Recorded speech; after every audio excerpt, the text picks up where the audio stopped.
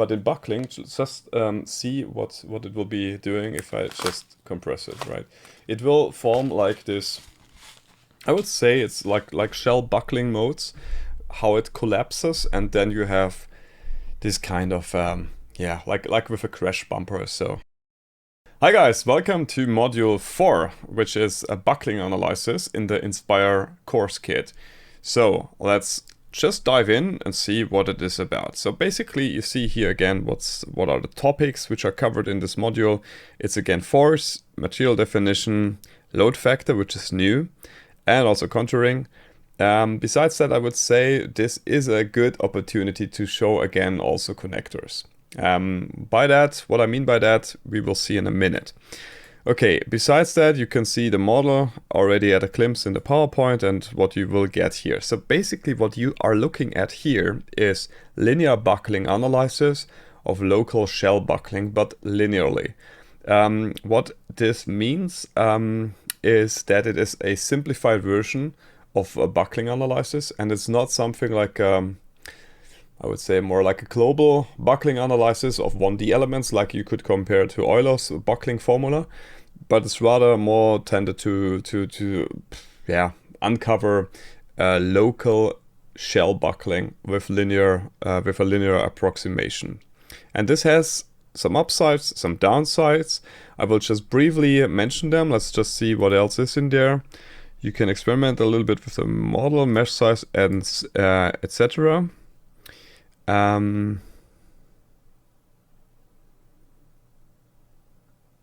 Yes, and you can also explore something when you weaken the structure with like holes, what this has an influence on the load factors. Okay, so this is basically it. Okay, linear buckling.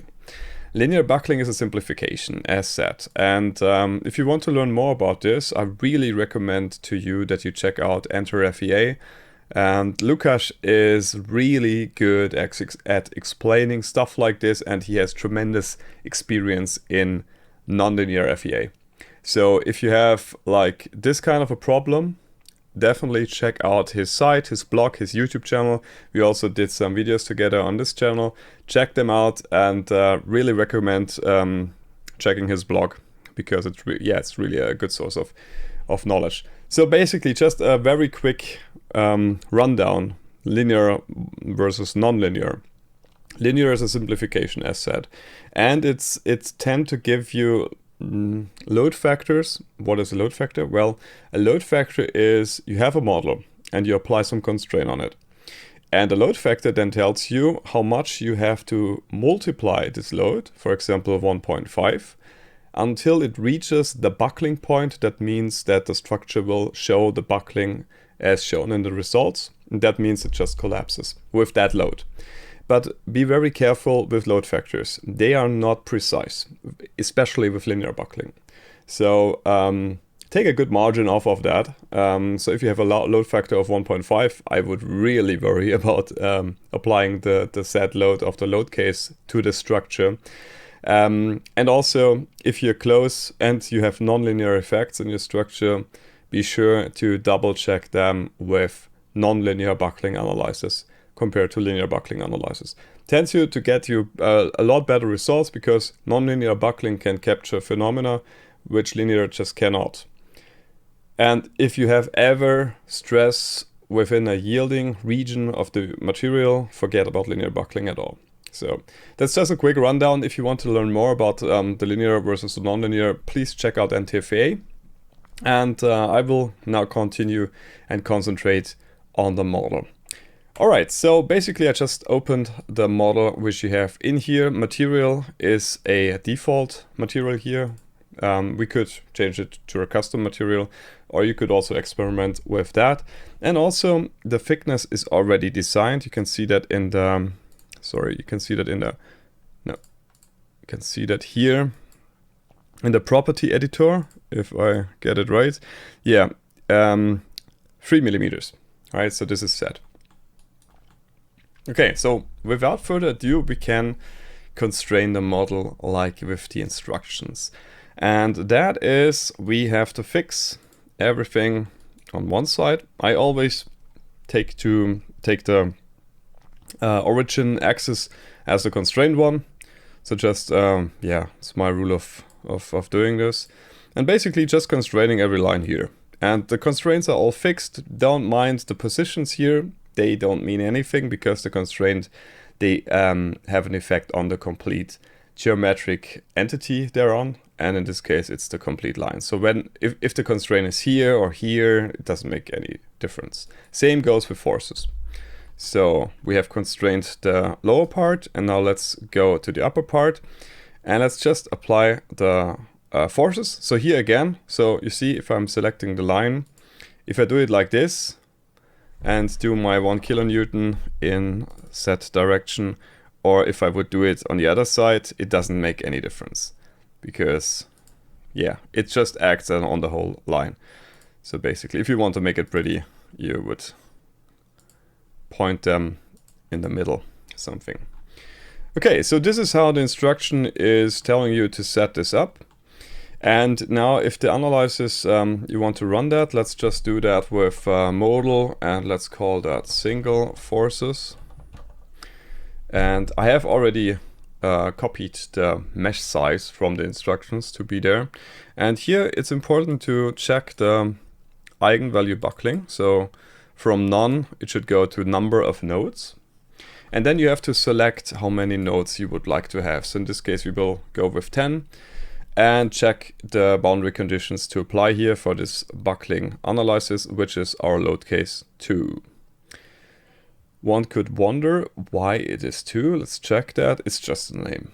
Okay, so I might have had a previous load case and deleted that. So this is load case 2, but it's just one load case and I just made that sure that it is. Okay, so I've checked that. We will go with more accurate here and let's just run this.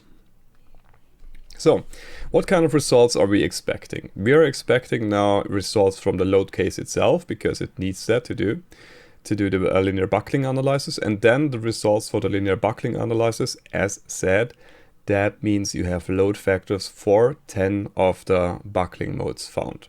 So that's basically what you're looking for. And the goal is to have the load factors in a quite high margin so that you are safe.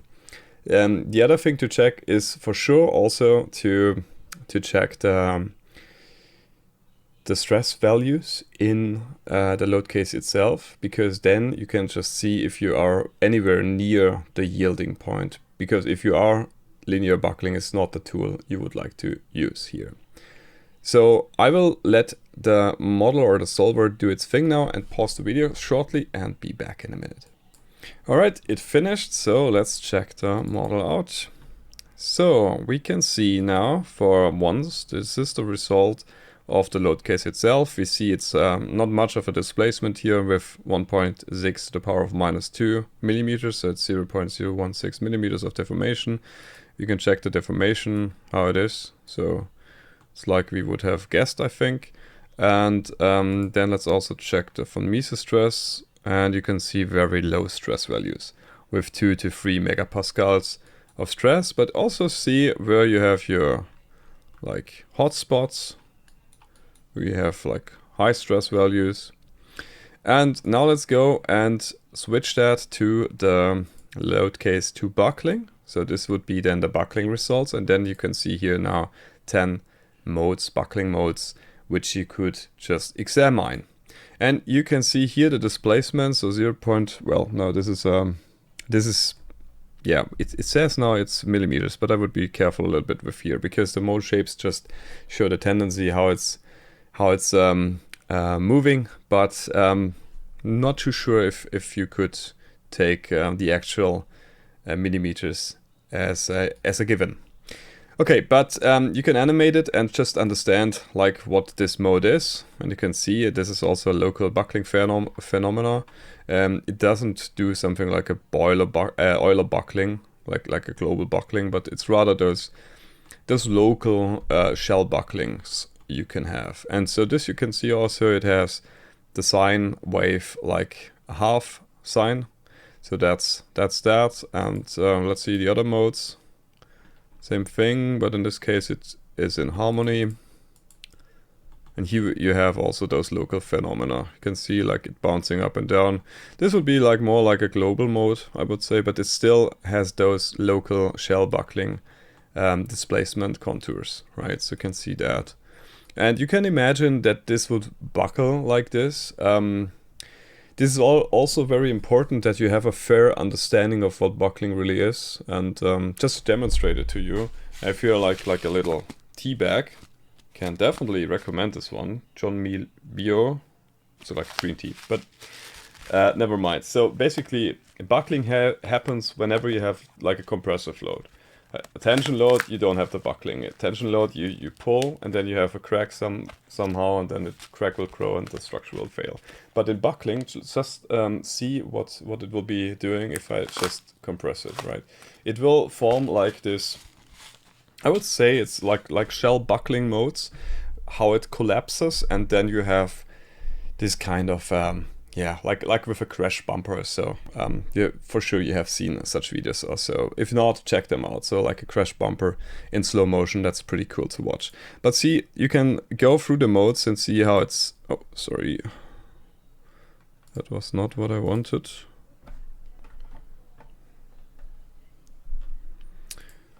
But you can see now you have the different modes, and with each of the mode you have a load factor to it.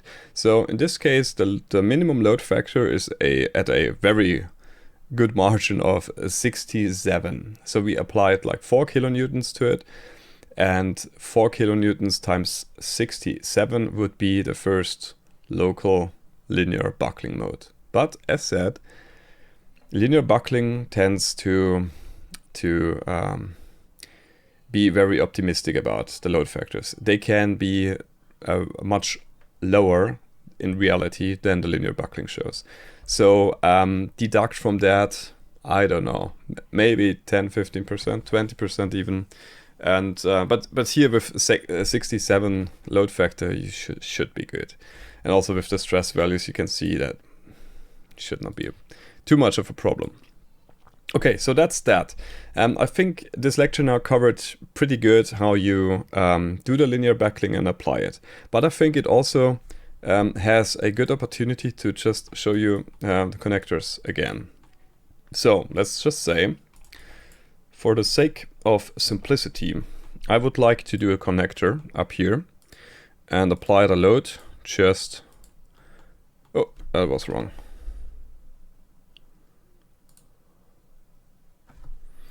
Let me do that again, like so. Okay, so the connector here is now at being, sorry, not that, at preferences flexible. And as I said, flexible means like if you have your master node here and the slave nodes there, flexible means the slave nodes, they can move relative to each other. And that would give you the same results, more or less, like the one before. So for example here, let's say in this case 4 kilonewtons, sure. Let's also point it down, like so. And let's run that. That would be modeling, model, and then that would be flexible. Let's run this. And let's also change that to rigid. And let's run rigid as well. Okay, this will take some time. I will pause the video and be right back. So the model run, or both models run in this case, and let's just check the flexible. That should give you the same results like before. Let's see. Well, more or less, right? 52 compared to 67. I would have thought it would be a lot closer, but it's the same shape. All edges are moving, so the connector is set up correctly. 4 kilonewtons should also be correct. And like we have 57 here, and then the next one is 90. I have to open it to get it. So here mode rigid, and here you see on buckling you will get just the more global kind of modes. And you can see that here that you don't have any local modes. So the first buckling mode would be at 91. And 91 should be then yeah, should be the same as with here, 91. You see, that's the same global mode. Because here, the rigid connector just prevents any motion between the lights relative to each other. And so that's the reason why you get that. And that's the reason why I'm telling you this. It's very important to have your connectors set up correctly, because you introduce here with the rigid connector stiffness which might not be there in reality, and there you make a mistake, and that could be wrong then, and then it fails, and that would be not so good. Right, the only thing which is a little bit strange, because I think I did run it with the flex, and let's just see it once more, because it could be that I made a mistake here. Okay, no, this is way back where I had different kind of loads applied to it. So the only thing here is just, yeah, 52. It seems lower. Hi, Manu from the future here. So I solved the mystery here. It's pretty easy once you figured out what it is.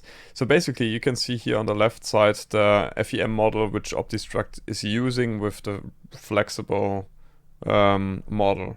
So here you have this RBE3 model, right? And this RBE3 model has a master node and slave nodes. And the degrees of freedom which are transferred are all of them. So that means also moments. And that's what you also can see here on the right. On the right you can see elemental moments. And you can see that there's a lot of moments at the top where the connector is connected. So basically what's happening by just moving the force into the middle, we have like levers to each side, and that's introducing moments, and that changes everything.